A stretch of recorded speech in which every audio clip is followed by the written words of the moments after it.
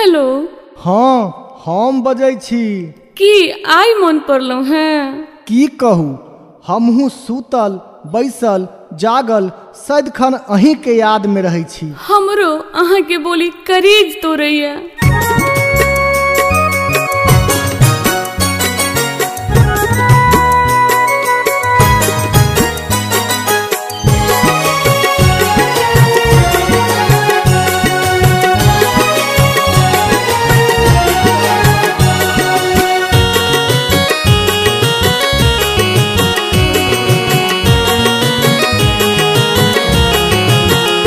आहक सदखन याद आब हमरा, आहक सदखन याद आब हमरा, चाहे बैसल सुतल या जागल रही। आहके बोले करेज तोरे हमरा, आहके बोले करेज तोरे हमरा, चाहे बैसल सुतल या जागल रही।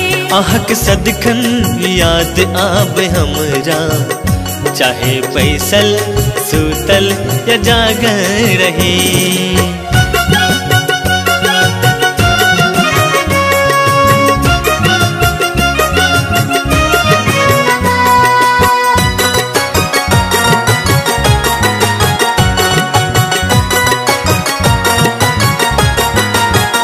जखन बाहे चपुरबा बसातिए, याद आवे पहले मुलाकातिए।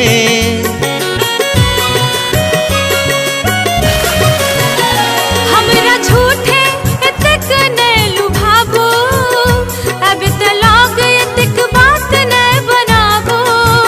ने हमरा दिल के ये बात बूझ फकरा, ने हमरा दिल के ये बात बूझ फकरा। यहाँ एहन बेदर्दी ने सचता रही। आहके बोले करेज तोरे हमरा, चाहे बैसल सुतल या जागल रही।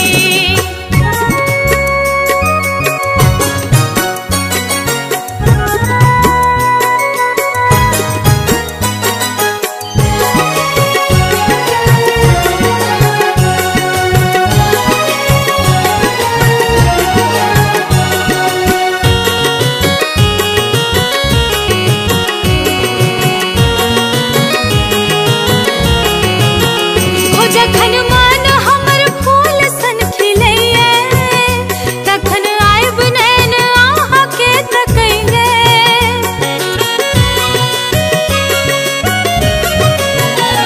आहक ई खुशबू भरल ई बदनिए, खींच आने न लगे कतो मानिए। रहे खुशबू लपेटल ई जियरा, ओ रहे खुशबू लपेटल ई जियरा, चाहे मिथिला मुंगेर वा गुवाहाटी रहे। आहके बोली करेज तोरे हमरा, चाहे बैसल सुतल या जागल रही। आहक सदखन याद आब हमरा, आहक सदखन याद आब हमरा, चाहे बैसल सुतल या जागल रही। आहके बोले करेज तोरे हमरा, चाहे बैसल सुतल या जागल रही। ला ला ला ला ला ला ला ला ला।